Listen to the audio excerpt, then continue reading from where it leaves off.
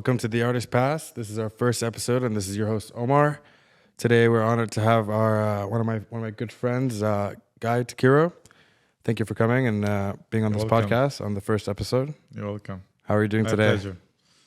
I'm okay. Just back to LA after a long time that I haven't been here. I mean, not a long time, like almost 2 weeks. And it's gone almost my second home in the past 4 months, so it's good to be back. Yeah, I mean, I haven't seen you since before the New Year's, and it's always so hard to get a hold of you. Been that long? Okay.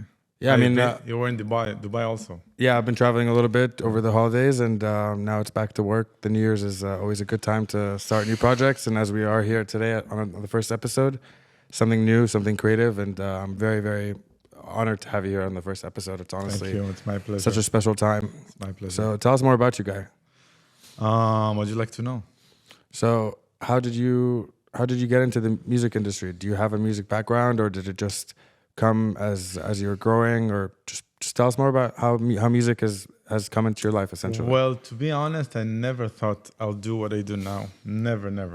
I always had something to do with music, and I had a connection to music, and I loved it, and it was a passion of me. But I wasn't like grown up as a musician. My mother wasn't like my family weren't that musical. My bigger family was, but I don't think it's my how do you say, my small family. Yeah, like directly. Like Yeah, the direct I family. didn't grow up Yeah. like an instrument in the house. I played guitar, when we were young. I don't know. I'm 33. When I was young, like all the rock era was really like ongoing, and everybody plays guitar. Everybody was skateboarding, and that's the only musical thing that I had. But later on, when I studied economy, yeah, I don't know why I studied it, but I did. At the age of 24, I'm like, I said something felt like wrong, like I'm doing something that I shouldn't do. So I said, fuck it, like 3, 2, 1, let's jump to the pool. And I started in the past 4 years, went to a lot of festivals, and the idea started to cook in my stomach, Okay. But then I decided, like at the age of 24, to do it. I jumped on the train. I went to study music. I quit my economy study. I left my girlfriend, and since then Just started the music. yeah, and the whole thing the train started to go. Yeah, no, I mean, music just comes to you, and when you feel like you want to do something different, it's always to follow like your heart. It's always a difficult decision because it's always easy to be in a comfortable position and just kind of let life take you where it goes. But once you have a change of heart and you follow it, I think it brings out the best in you. Yeah, I don't know. I think that's what you call comfort zone. For me, it's really uncomfortable. I mean, also the life now is really uncomfortable because you're always constantly in the move, and you're independent, the independent life, which I think is not very suitable for my kind of person, but I did it regardless. But doing the same old thing that people do all the time, for me, it's uncomfortable. I need also to to push forward, always to do what my heart wants. And if not, it's very uncomfortable for me. Yeah, no, I feel the same way. I mean, one of the biggest reasons I got into music because I also have a similar background. I tried to study economics and work on like a regular corporate job, but then I felt like I wasn't making an impact or something that is really doing any difference in like my day-to-day life. And it's the harder decision to do, to just kind of get out and do something creative, because any creative industry is something that is very independent, very based on your efforts. So if you just sit down at home, you'll never make any progress. So yeah, but I think you're doing good with independent like stuff. I mean, you need to invent yourself all the time, and it's not like you have a group, or like when you're in school or university, you have your class that you can measure yourself, and you all like together. And if you're in sport, you have your team. But like DJ and like producing, I say it's more like a tennis player. okay, Yeah, that you're all alone. I mean, yeah, you have your colleagues and stuff, but when you're on the court, you're on the court is like the studio basically. No, I say it's more like the DJ booth. Okay. Also, when you train, like every day, that's the studio. Okay. But with the crowd, it's like a DJ booth. I mean, you're not competing anybody else in the other side, but when it comes to being a producer and DJ, it's not all about the music. It's about to be a strong person that has something that he believes in, and he can, go through a lot of obstacles alone. And It's like a performance as well. Like yeah, it's, also when you're performing and also out of performing. When you're performing, you need to, address the crowd in some ways that the feeling that they have something in front of them, that know what he wants to, to pass on. And that's something that a lot of people hard to establish with themselves, to figure out who are they really are and what they want to bring to the crowd. Some DJs and some producers bring happiness, like to the set. Some people are more like inside themselves, but they're a bit shy, but they bring in their kind of music. So you also need to think about those things. Sometimes it's really hard until you know what you are and what you bring. okay. You know. Yeah, I see it as well in more experienced artists when they're in the booth. It's you can tell that they know who they are. They're not like being awkward or just kind of like in their head or even just not focusing on the crowd. They know what they're doing and they know exactly what they want out of like every eye contact they make, every little movement they make is kind of like studied because at the end of the day the audience is paying attention to you all the time. Yeah, and we're also like humans, so we're like interacting with our body. I mean, if you have like really, really, really good music, so it doesn't really matter who you are. But if you're like, Beethoven, or I don't know. But eventually we're interacting with people. So Do you feel like a DJ like can provide a better performance by acting a certain way behind the booth? no acting. If it is not needs to be Not acting, but just like the term of like the way that the if the it's artist more moves. alive and more present. Okay. As much as it's more present is, you need to have the how do you say when you're on Presence, stage, like the the presence presence, on the yeah, okay. stage, and you have good Yeah. music, the interesting music. If you have both, you've won the game. Yeah, I feel like a lot of the audience feels the disconnect when the DJ is not like making eye contact or kind of like interactive with the crowd. Yeah, sometimes I can also understand them. Eventually, we're people and we're not machines. And if somebody had, I mean, since I was young, I had a really bad experiences when I went on stage, and I played also mainstream when I was young. And when people didn't know me as well, I was just guy that invited him for a few dollars. Like I didn't have the figure that I have now to say I can play what I want, and I don't care what you say. So I have very intense nights, and like I was feeling a lot of pressure in my chest that I need to provide, and to overcome it, I think it did a big change in me. Overcome those nights that you feel like, you need to assemble all of your power. I mean, that's something that a lot of people, I don't think in the everyday life get to like to experience. Yeah. Because it's not a good experience, but it does take you. I mean, that's the hardest part about being an artist. It's like you want to present your own sound. At the same time, when you present your own sound and it's if you feel like it's not suitable, it's because honestly, like I feel like many artists don't take the time to get comfortable and feel like the sound they're providing is their sound. Because the audience knows if the sound that you're playing is something that you enjoy or a sound that you're just playing to please them. Because a lot of artists play for the crowd, yet the artist doesn't look very engaged. The artist looks like he's just there because when the crowd is happy, he's happy. But when the crowd is not happy, he's or she's like not feeling very confident about themselves. This is something that I think about a lot, and I also was debating with myself when I was a bit younger. Also now, sometimes when I wanted to play something that I know for sure that will work, but it's not mine.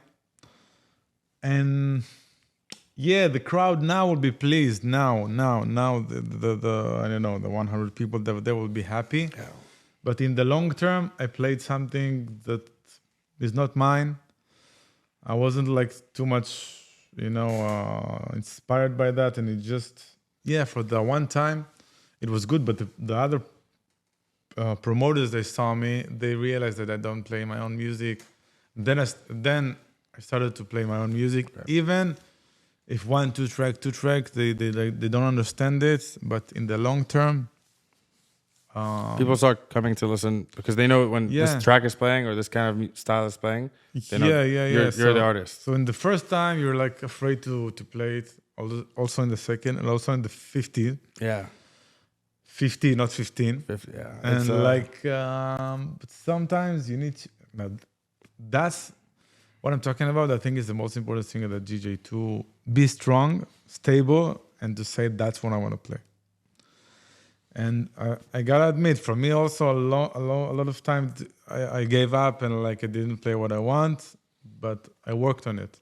Yeah, sometimes like you cue the track you want to play and you're like, this is it, I want to show everybody. But then you last minute you change it. Yeah, I know that like, another track will work better. Yeah. And I put it and I was like, that's just like your head playing with you. I don't feel good in the eventually. So I said, why? Why? Yeah, the crowd is happy, but I'm not happy. Yeah. I'm half happy. Like I made them happy, but I'm not going home fulfilled. Yeah, it's like taking the easy way out or like trying something harder. But sometimes it's better to put a track of yours that is less good than the track you wanted to play. Like the track, I don't know, of Maceo Plex that's for sure gonna work. But the crowd knows that you're exciting. They see that you're exciting about your track, and even though the track sounds okay, I mean, I don't say play bad things. No, but it's just like maybe an experimental new sound for the crowd or something they haven't heard. When they see your excitement and they know it's yours, it's like more. It's more interactive. I mean, that's how you separate yourself as an artist. I mean, you don't want 50 other people to be able to come fill in your spot. If you play a Maceo Plex track or like any commercial or just bigger names, anybody can come do that. But just to put your style, that's a difficult thing to do. And to feel confident in it, I think takes experience. So that's why sometimes I force myself. And really, and to be honest, I really have some good tracks, but sometimes I don't want to play them. Yeah. So I force myself to play them. I say even if in the folder in the Pioneer and the record box, I do a folder that says like you must play it. You must talk to yourself basically. Because I interact. Yeah, I write things at home, so when I'll be in the DJ booth, I can speak with myself. You're looking at it, you're like, oh, I need to play this track. Yeah. That's definitely a tough part. I mean, as an artist, as a DJ, there are so many little things that that you need to work on that people don't know about because people think the DJ just comes ready to play and like very confident. They know everything. Even bigger artists, they know that it's very difficult to like kind of I would say like present themselves as someone that's unique and different. Many artists nowadays, especially I would say in the Los Angeles scene, it's very diluted with people that are just started DJing and all they want to do is just kind of just DJ. They don't want to show their style. They want to play the top 10 tracks that people want to see. And it's become very difficult for you to see like a unique artist come to like a nice venue and showcase something new. I think. Well, I've got to say, but this happens mostly in LA, like, and also you've been in Tulum, so maybe. But in general, in the world, I think when you get more close to Europe and the Middle East, people there are more like authentic. And they more like want to play their own music. And I think that if you don't bring your own product, you won't succeed, I think. Okay. Interesting. I mean, yeah, even if you can, buy tracks and if you pay people if people don't see the real you, I don't think it has an opportunity to succeed in the long run. Yeah, that's a good like insight on it. It's very difficult to also for other people to know these things because people go to shows, they just see it and they leave. It's a very short period of time. They don't get to interact with the artist. All right, thank you for your answer. All right, guys. So just up to the next like kind of topic. I just want to talk about how did you start? What did your first few gigs look like? Like what kind of crowd? What kind of like audience what kind of music did you play? I mean, it's really diverse because in Israel, almost every DJ started as a mainstream DJ. Okay. What's mainstream? What kind of genre is that? Mainstream is hip hop. You play like in dance bars. Okay. Like you play everything. You play hip hop. You play EDM. You play Hebrew songs, you play Mizrah hits. It's like, So whatever the audience wants to hear. yeah, you have also like party DJs, you know? Okay. I don't know how you call it here in America, but you play all of the things. And then in time, you become like an artist of your own genre. But you need to make a living at first, you know? I was also a wedding DJ. Okay. Also me and a lot of friends that you know, a lot of producers that you know, we started as a wedding DJ until not recently, until a few years ago, because you need to make money in order to build your own studio. And then there's the moment that you need to, like the moment, how do you say when you, Like breakthrough moment. not breakthrough, but you know, when you decide to, when you do also your own music, and also you still DJing as a wedding DJs, and you need to stop being a wedding Start DJ. picking what you like, the gigs you get, the gigs you do, because people start to see you like, maybe like they think, okay, or you're only a wedding DJ. There is the part that you want to leave it, but it's hard because in Israel it's really like to play your own music, to be a DJ of your own music. It's really hard to make a living for it, like in the long term. So you put your mainstream work as a DJ a long time, sometimes like on secret, until you know make your own thing. Okay. So like for you, how long did it take for you to go from like playing that commercial, like kind of the, let's say like you said, like mainstream? Let's say 4 or 5 years. Oh wow. Okay. Yeah. So it took you a while to break through to like you kind of like become like the artist that you are now, basically. Yeah. Okay. It was a long like journey that you need to separate. And also, you know, in Israel, I don't want to make an excuse, but in Israel we have a lot of ups and downs in the country that affects really on your career in music. You can understand. Sometimes you have a war and then the music stops and then like no income. Then you decide, okay, should I really like do what I do only music, only my music, only Takiru music? Because in order to make a living in Israel, you need to have a certain amount of money all the time. Like, and if 1 month you don't get the money, you start to, you know. Yeah, you need to figure out what's going on. So that's why I turned into, in some ways, to also teach music. First, because I like it, and I think that I managed to help people to fulfill the full potential. And I did find, I mean, some producers don't find the words to explain what they do. Did find the words to explain people what I do and how. And also in terms of money, you know, it's like so that I have a more stable job that I can, you know, rely on when things are tough. Okay. Yeah. I mean, a lot of artists, there's very few artists that actually do music full time. It's very difficult as an artist, no matter where you are in the world. So I can only imagine how it is like in a country where there's a lot of shifts in like politically and socially in every way.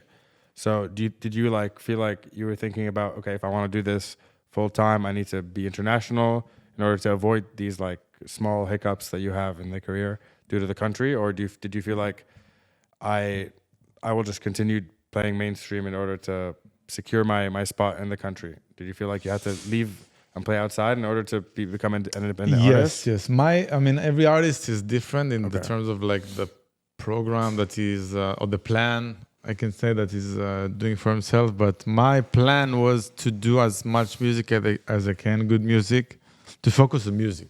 Okay. Just producing music all the time. Yes, a bit social and stuff, but music, that it will take me to the international stage. And luckily it did. Like people know my music outside Israel, and now I'm here also for like 7 months since I went out of Israel for my little tour. But as we speak also, it's in a question mark, you know. We live in a time that there's war in Israel, so I can't really answer the question because the reality changes all the time. Yeah. I mean, like a few years ago, if there was maybe like when you first started, if something like this happened, like what's going on currently, it would be a more difficult situation for you than now. For me? Yeah, since now you're established, it's easier for you to...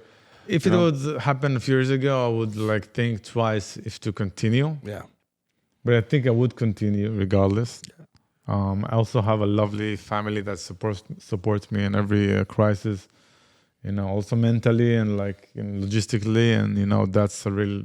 I think for this every It's a day. very, very important aspect of Yeah. doing something creative. You need someone to Yeah, I owe also them a give you lot. that belief. Like it's important to believe in yourself, but if you have a backbone of family, friends that support you and tell you, like, show you that you need to keep going, it's also very good to feel.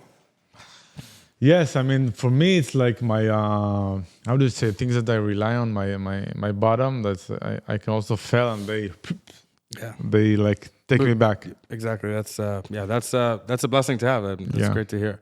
So, like, for you as an artist, we know that the indie dance genre or the music, that style of music is, many people say it's born in Tel Aviv. It's kind of like the center of like where all that electronic, funky, like sounds come from. And how do you feel like your style is like different or similar to like other artists that are currently based out of Tel Aviv? When I started to do music, actually, I did it more like techno melodic stuff. I didn't know to call it by name because I did also down tempo stuff. Okay. I mean, it still had my own color, but I was very diverse. And like the indie dance, because indie, what's indie? Indie, it's like what's not mainstream.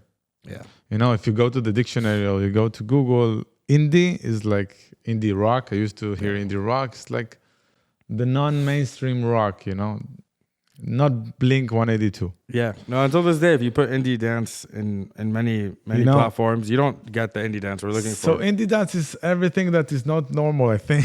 Everything that doesn't have a name. And indie dance in Israel, the Tel Aviv indie dance, I think it's established because Israel people, also in trance, they like power. Yeah. They like power. They like everything that the kick in front. They like to feel it. Why? It's a different conversation. It's very long. I have a theory about it, but it's because we are survivors, the Israeli nation. So we always feel like there's no tomorrow. So also you can hear it in our music. It's also very, I call it forward. You hear the... It's powerful. It's moving. Yeah. You cannot listen to a song and not feel like you have I to mean, move we a have little also in the different side of the pop, it's also very sad. We have a lot of sad music. Okay. So sad in the, not pop, but the rock side of Israel. It's more deep. It's more deep and sad and like with hope, And in the electronic, we like it, hard and rough. Okay. Interesting. I think that's where the indie dance came from. Yeah. I mean, I see indie dance as, especially like in Tel Aviv, it's kind of like a mix like of the Middle Eastern culture where like there's percussions, there's a lot of shakers, a lot of like just a lot of that like shakers, tambourines, drums, and then you take a little bit of the European like bass, a lot of like kind of melodies and mix it all together. And that's, I think, where it comes together, because if you listen to ethnic like house music, it's very percussion based, but it leans towards the Middle East. And if you listen to more melodic and progressive stuff, it's less percussion based, but in the middle it meets like the indie dance where you can have a little bit of both. It is danceable, the indie dance. It has a lot of percussion, but they're more focused on the kick and bass. Okay. Ta ta ta ta ta ta. But the little simple sounds, those are the ones that kind of like identify like the track, I feel. Oh, I know what you mean. You mean. The indie dance like ARPs and stuff. Yeah. Like dig dig dig dig. Yeah, those little simple sounds. Obviously the kick and bass are like the bread of like the song, but I feel like the percussions, the small little like you said, the ARPs, those are the ones that define like, okay, this is an indie dance track. Yeah. Also the groove, but yeah, I know what you mean. The edge, the crisp, the edge of the Tel Avivian synth. That's very interesting, because a lot of times, like as an artist, I would like to say like one of my favorite genres to showcase is indie dance. I wouldn't say it's the only genre I play, but at the end of the day, when you look at my set, if you want to give it a genre, it's closer to indie dance. A lot of people don't know what it is. Like when I tell people I play indie dance, they're like, so is it melodic? Or is it like, is it Afro? I think you need to let them hear it and they'll decide themselves. They'll know like it's something new that they've never heard. The indie dance scene is really not uprising, but going up in America. Like really, I guess you notice it. No, it's definitely in the past 2 years that sound has been super moving, I would say, because just I've been in Los Angeles since 2017, and the music scene has changed tremendously in terms of sound. And I feel like there's been a big shift, and especially with I would say the two biggest influencing artists in this genre are Adam 10 Mizugami, and them performing in the United States and Canada and Mexico. It's been such a big movement because many artists don't hear that sound, and unless you bring it to their city, like a lot of people don't travel around the world to hear different music. In America, yes. Yeah, that's what I mean. And this is a big market here for the music. There's a lot of people here that go out every weekend, but they never really they would never go abroad to experience it, so they never hear about it. So when they hear it, it's like something something wow. new. It's like, wow, yeah, like, it's new. What is this? Like, where did this come from? Yeah. Compared to like a melodic track or like a progressive track that we know that many artists have been producing for a long time. It's really interesting to see, and I really admire like the work and the style you bring to it, because it's not just, like I want to say at this point of your career, like you've achieved your own sound, and it's super inspiring because you've been able to kind of put the genre and then add your style to it. So every song you're putting out, it's kind of you can tell like Guy made this song. This is his song because there are certain elements. It's not just like one element, melodic drop, big drop. Yeah, not the same every time. Yeah. It's super different, but every time you can tell like this is your I'm song. glad you're saying that, because as a producer and artist, you also have this debate. Do I really have my own color? Every producer has that, even the big ones. So I'm glad you say it. But in the last, I think, couple years, I think I did establish my color a bit more. And also when I go to do music, it comes, I can do something else. But I think I've in the last year I like shaped my color a little bit more. Yeah, I mean, a true artist always is always improving, and they always feel like there's always more to do in terms of bringing their authentic sound. So if you think your sound is there, that's probably a place that you still haven't gotten to. A real artist, in my opinion, always have more work to do and always think that they can provide more. So I'm glad you said that, because especially in this city, it's very difficult for an artist to, I don't know what the word is, but it's every artist here thinks that they have their sound, but at the end of the day, you watch 10 of different DJs, and it's pretty much the 10 different DJs present the same set. So no, it's really inspiring, and I appreciate you like sharing that.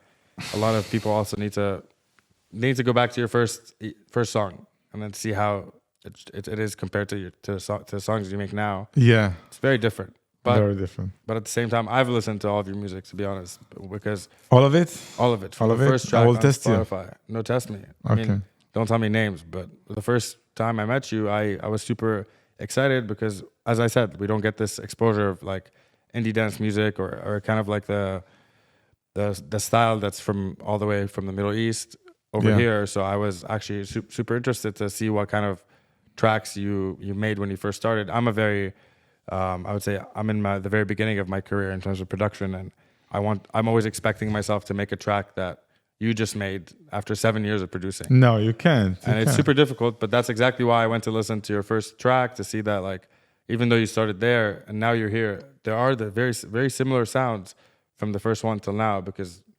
obviously this is how your sound progresses and develops. It's really interesting. So other than that, how do you like balance like your time between like being a producer or a DJ? Which one do you enjoy more? Like, do you enjoy being in the booth or do you enjoy being in the studio? That's a really big question. I want to say producing. Okay. Because you know me, even you know my personality, you know that I'm not like, how do I say? I don't know, give me some rock band that you know. I mean, we can do...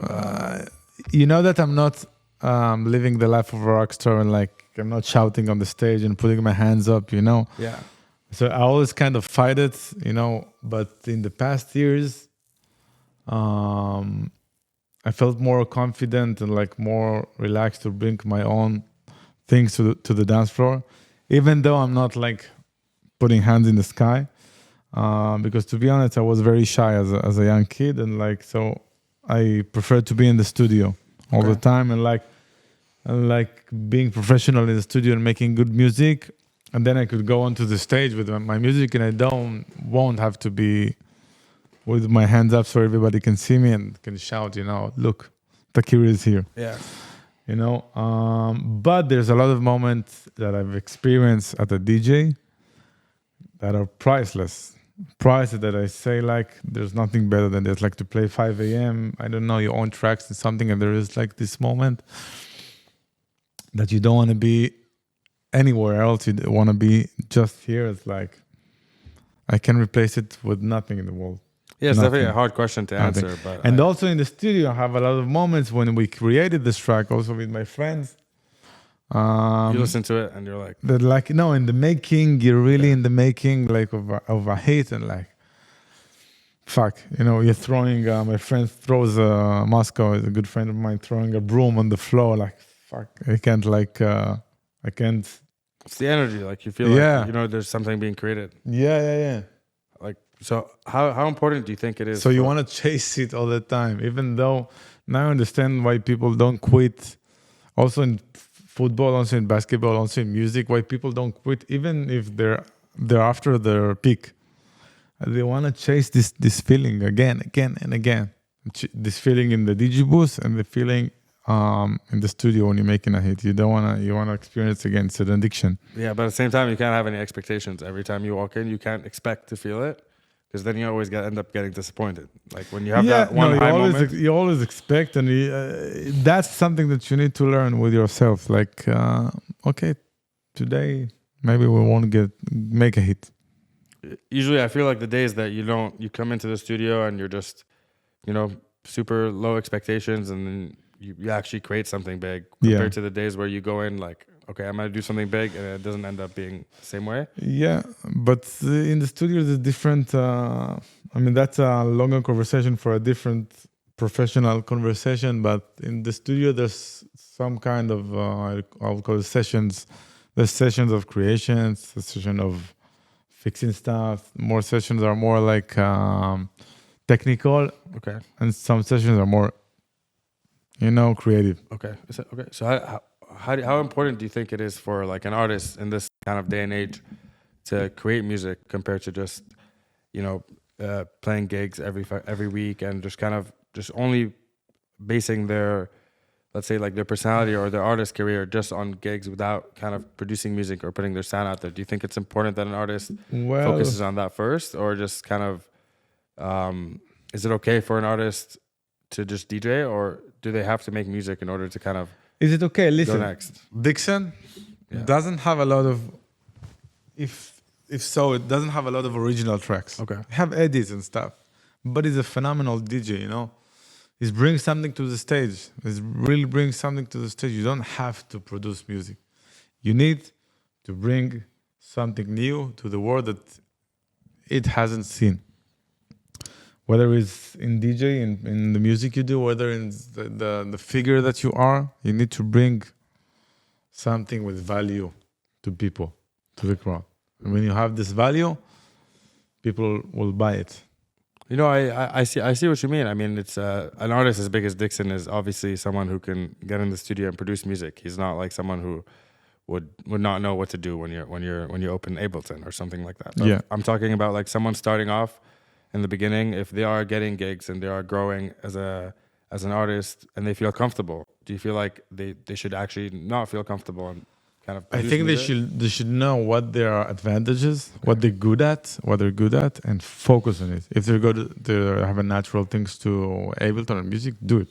If you're a natural for entertaining the crowd, do it. If you have a natural for I don't know, making good videos and like more, because the world became more visual now, so do it.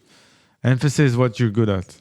No, this is a controversial question I'm going to ask, but do you feel like a DJ who just only performs as a DJ is an artist, or is it a performer compared to someone I like think that it can be produces also music? it can be also an artist, Okay. a DJ. Yeah.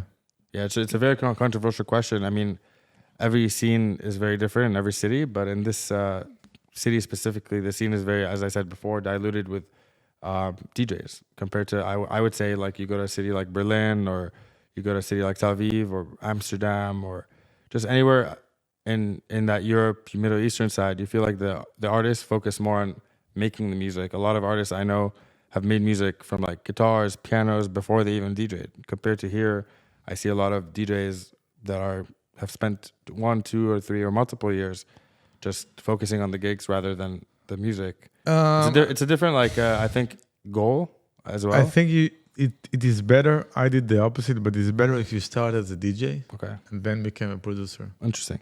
You know, I was a producer and then a DJ. Okay. Then in the first 2-3 days, a DJ really sucked. Like I wasn't good. Yeah. But where you're a DJ and you learn the crowd, and now you know what you want to do in the studio. You know. Yeah, I mean, I would say I started as a DJ, and it's been super fruitful to kind of start producing, because obviously they complement each other. Like producing also helps you learn how to mix, because when you produce tracks, you have to arrange tracks in a certain way, the intro, the outro. So it gives you an idea how to mix. But I think the other way around is difficult, because when you know how to produce and you haven't mixed before, it makes it harder for you to... mixing is all about song selection. It's not like the mixing aspect of DJing is, I would say, easier than the song selection aspect. So I would say that's why probably it's more difficult for a producer to just DJ.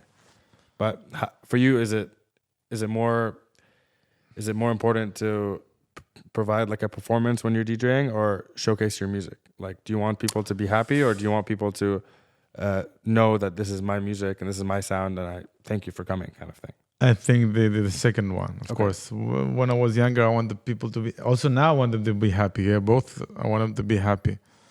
But I want to come and give my kind of speech, you know. Okay. And as an artist, a producer that's like been doing it for a long time, what's something you would want to say to someone, or like someone that's growing up in your city that sees you as like a role model? What would you tell them if they're starting off in this day and age? Like, what should they focus on? As I told you before, Yeah. I think they should focus on what value they can bring. Okay? They need to think of value, because DJing good, really good, I don't think it's enough right now. You can be a good DJ, you can be a good producer. That's the thing. The bar is really gone really high up, because the scene got very broad and there's a lot of talented people. Think, even if you want to take a pen and like I don't know, smoke weed or something, and think what you can bring to the world that is different than what people bring. But it has necessarily needs to be something that you have, not something that other people have and you want to do also. I think it's what your inner power, even if it's like the kind of music that you do, the kind of I don't know, way that you dress, way that you perform, and emphasize it. Yeah, that's interesting to say, because I feel like it's the advice is needed, honestly, because even any artist at any level needs to know that like at some point you stop providing value, and that's, I think, where people lose interest or disconnect with the artist, because in certain ways every person, like as an audience, they feel like their favorite DJ or artist brings a certain type of feeling. Like on the mainstream level, we have like many artists. Like I would say when I was like growing up, when I first started going to festivals, Steve Aoki. I know it's super different than anything we work on right now, but his value was not just DJing. His value was the whole energy he brought, the whole just like the extreme like high uplifting. Like you could never watch Steve Aoki and him dancing all like crazy, throwing cake. Like that's not you would never just feel like, okay, I don't want to dance. Well, that's what I didn't mean that when I meant to young people to tell them to be Steve Aoki. No, not like that. But I'm saying like for him as a person, as a personality, that's his kind of like people will go to see him for that reason. Yeah, you know, like they don't go to see him just to listen to like. But I suggest to people to find value that is more artistic. Okay. Instead of throwing pies on people's face. Yeah, no, I mean, it's funny. Yeah, it's funny. It's a very different like example I gave, but it's not a value. It's sugar. Okay, it's a little bit different, huh? Yeah. No, I didn't mean to like compare it, but it's just something that I kind of think about, because nowadays it's like you said, a big part of like the personality that you bring out is what do you bring to the table? Like, you know, do you bring like there's a lot of artists here I see, like I love going to their sets because they make it feel like home. They make it feel intimate. They make it personal. Exactly. So that's a value. You make people feel home. That's a value, you know. No, that's great advice, honestly. So, like for you, I want to say like what keeps you kind of innovative and creative in the process of like making music and in the process of moving around a lot. Like you've traveled to many cities and countries in the past year. I would say you're moving around. You're not always set up in one place. Where does your innovation and creativity Well, I come have from? different kind of motivations I have in my life, but it mostly came from emotions. Okay. You know, some of them came from happiness, some of them came from suffering, or like there's also some moment that, you know, see one people getting progress, and I see other, or I came back from a party really sad, and I don't know, and I took all of this like energy, like bad energy, and I put it on the computer. I put it on the, okay, you know what, Walt? You don't want to give me what I want? I will do it myself, you know? And then I put the orange energy in a track, and, so that's one kind of inspiration. Would you say like your latest release, the I Saved the World? Yeah. Does that come out of emotion, a lot of feelings? Exactly. That will come of emotion that I wanted to do. This is me in one track, you know? So I wanted, it was a very hard period for me in the past year that I didn't have thoughts about how do I want to continue my career, and I want to, that song is a really step, like, not checkpoint, but a step mark. Yeah. You know, when you put your flag. Yeah, like a checkpoint. For me, for my personal career, because it's a really important song for me, and was a really hard one to do it. And I think it's one of the most quality track that I did for myself.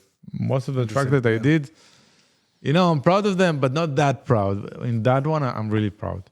No, I mean, it's super inspiring to see, like, even during the rough times that we have and all the kind of ups and downs, that, creating music during the downs is something that you can kind of like resonate to, because it's super also difficult. Many people shut down. Like, also when you're up, it's not the. I would say it's easier to like kind of be creative on the up, because there's a lot of your mind has a lot of dopamine. Of course. But to be able to produce and kind of be creative during a time where you're mentally like lower or down is super impressive, because many people during that time they shut down. They resort to kind of being alone, and I can relate. They tell themselves that I can't do it. I can relate. Because obviously tough times, whatever you can go through, it becomes hard to do anything. Like, Yeah, but that's because I studied Ableton so many years. So if some producers have the obstacle of the technical issue, to not being able to put things together. Yeah, when you want to, and that's frustrating. Okay, so you would say like the ideas that come to you are easier to It's arrange. not easier, but nowadays I less my obstacles are more mental. Not when they told me when they taught me Ableton in the school that I went, they told me like you have to know all these things in order not to have this breakdown in the middle of the session. They're like, I don't know what this button do, and it stops your creativity. Okay. So that barrier plus the mood plus the emotion. And you say, okay, let's fold everything and let's go home. Okay. So how long have you been like learning Ableton? I think the past 5 or 6 years. Yeah, I started in Cubase and I moved to Ableton. Awesome. So do you think like you have any like what's next for you in this kind of like a career? Like, do you want to keep producing and DJing, or do you have anything else that you're coming soon? I think I'll put it in secret, but no, I'm joking. I'm thinking about it. Mostly I will do producing. I will DJ. I will study also. I will learn how to produce, and I have many other programs and plans that I want to do that I still can't say. So I saw recently that you've announced that after your Los Angeles trip, you're gonna be going back to Tel Aviv to teach music. Yes, I'm gonna teach in Rimon School for Music. It's one of the best music schools in Israel. I'm really excited to do it. Finally official. I mean, regardless of my DJing and producing, to have this third thing that I can teach and I can interact with people is, like 20, 30 people in class. It's like something that I really want to do for a long time. Yeah, you're the first person I meet that honestly is kind of going in that direction, and I think many people need people like you because there's this. I would say this house music scene. I don't want to say it's new, but the way it's heading currently, it's kind of a new outlook on it. Before it was kind of like most people that presented like the music back in the 80s, 90s, 2000s. It was there, but I would say a lot of it was self-taught. You know, nowadays you have schools, you have programs, you have courses you can take in order to get better. But there's not many people of like your caliber that have been producing music and doing music for many years that are sharing their knowledge. So it's honestly super inspiring, and I'm happy to share my knowledge. And maybe one day we can Be your interview one of teacher? your students. I wish. Yeah, I wish. That's very important. I think if you stick to it for a long time, there's a lot of artists that would love to learn from you, and you can be you're already their role model. It pushes them more to get to where you are. I wish that's one of my goals. And I saw also. you said you can be my teacher, and honestly, it's something that I ever since I met you, like I love like getting feedback. I love learning. I love to see what other artists can offer, whether they're on my level better or even lower. Everybody has something to show, and every time I've sat with you, you've been able to teach me so much, and I've always been so grateful for it. I've shown you my appreciation, and I think you'd be such a great teacher. So I'm really excited for your Thank you for your next venture, and I hope it doesn't take you away from Los Angeles for too no, long. No, it won't take me. I'll come back. I'll come back soon. We miss you here. The city loves you, and there's not many people like you here. So I really think it's going to be special. Not special without you. I'm gonna cry.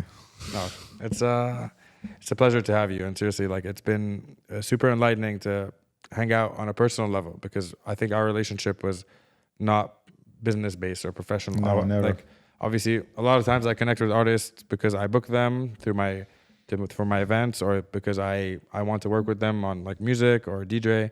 But with you, it's kind of like a more personal connection, and it's been super like relatable, because most of the times DJs, when it's a business connection, they feel like they can't be themselves completely, and seeing the full 360 like aspect of you has been very beautiful, and how humble you are, and with all the experience that you have, like being that humble, having all that experience all at the same time is something most people should really look up to and be like that. Thank you very much.